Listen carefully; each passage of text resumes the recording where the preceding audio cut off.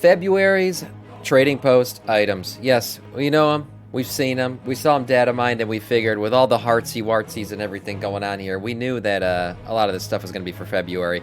So your end of month, fill out your trading posts, get your gear, is the wonderful, the beautiful ensemble Love Witch attire. It's really a Sailor Moon cosplay. So get in there, get it done. If you've ever wanted to look like Sailor Moon in World of Warcraft, this is your chance. The thing obviously looks fantastic. I think a lot of people are going to be wearing this thing. It's got some nice details to it. I'm not going to lie. I won't be wearing it because I'm a Death Knight and we don't play games. All right, we got spikes and skulls. That's what we wear. We don't wear this kind of shit. But anyways, if you want it, fill out your log for the month, and this will be your reward. Other trading post items. Looking at the Friendship Fox. Man, Blizzard ain't even hiding it anymore. Blizzard loves furries. Blizzard loves furries. They're not even trying to hide it. So you can get yourself the Flying Fox. There it is. Look at that thing. Glorious, pink, and ready to fly. So yeah, a Flying Fox, absolutely wonderful. Nell, the little beetle, and Bugsy, the little beetle. Yes, the love bugs. Get them. We'll go with your. We'll go nice with my legendary. Yeah, that transmog sure will. It's so beautiful. Yeah, it surely is. You can also get the Crown of White Roses. Look at this thing. I'm not gonna lie. If they had this thing with a more of a blue or like black and blue colorway, I probably would have worn this because this is kind of badass. It's a very cool looking crown in terms of like the way it sits on the head. The thing is, Blizzard has a lot of crowns in Warcraft that sit on the top of the head, and it annoys the shit out of me. So this crown, actually, the way it sits, I hope that they start to use this more often for other models, because it sits perfectly. This is one of the best rendered crowns that they put in the game. So I hope that they take this and use it for other crowns in the game, because I've always wanted to, as a Death Knight, just wear a crown, to control the dead and all that. It would be pretty cool. A crown of domination, I guess you could say. But moving on to the shield. Yeah, we got a little heart shield here. That's very nice. Some very Sailor Moon-esque wands and staves and all kinds of stuff like that. Check that out. That's very nice. A ton of staves. A bow. Yeah, a heartsy bow. Oh, and of course, for all the goth girls out there, you get another one right here. Look at that with the dark colorway. A set of roses, some axes. Okay, these actually look pretty cool. What is this set? The battle wraps of the honored Valajar. Wow. The Valajar will always remain the premier warriors of Odin. Oh, I wonder if that's a hint of some Odin things to come. This is interesting. We've seen trading post items directly lead into lore moments, so this is an interesting one. This is directly from... Oh, okay. Maybe we'll see some Odin lore coming up. We all know Odin's a complete jerk. He is literally the king of assholes. So, when we see Odin again, I'm guessing we're going to eventually fight him at some point. Look at this. Oh, wow. It's got, like, some interesting rune magic on it, too. Coming off the shoulders and the helm. This set actually doesn't look too bad. I do kind of like the boots with the clamps over the feet. This is not bad. Interesting set there. Oh, we get a little over the shoulder and some different corsages. Yes.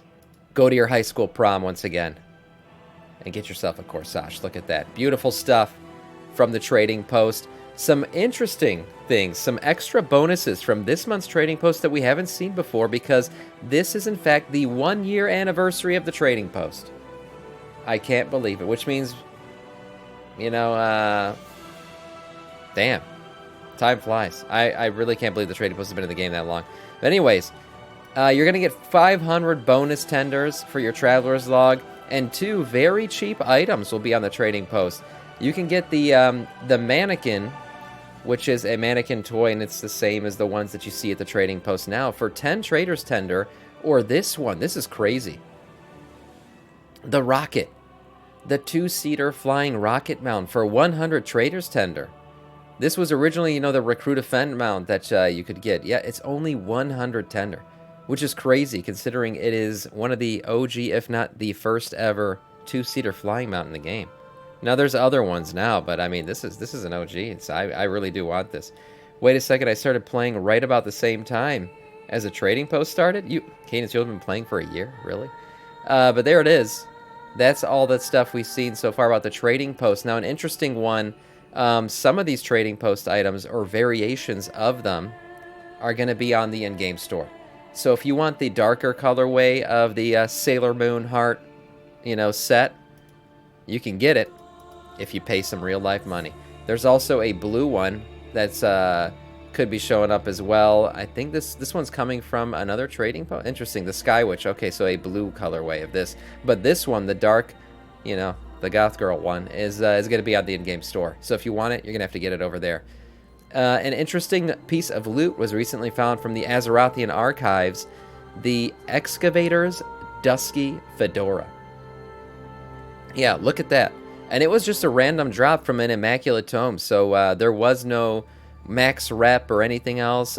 Somebody looted it, and now people are starting to notice, hey, I can get this thing. Yeah, so if you've ever wanted to wear a fedora in WoW, that's your chance, okay? And last but not least, Mythic Farrak is getting nerfed.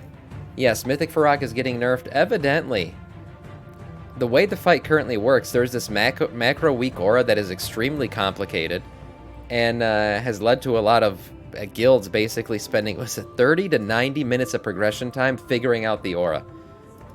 So that's ridiculous. Anyways, he's getting nerfed. If you're wondering how many guilds are left, Mr. Cates, thank you so much for this link.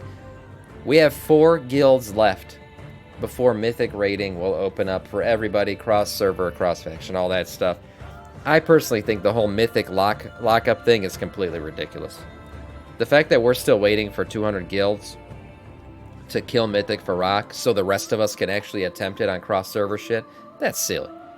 I think Blizzard should lift this requirement. I hate this thing. I understand maybe lock it up for Race to World first. Okay, that's fine. Do what you got to do there. And even if you want to, okay, top 10.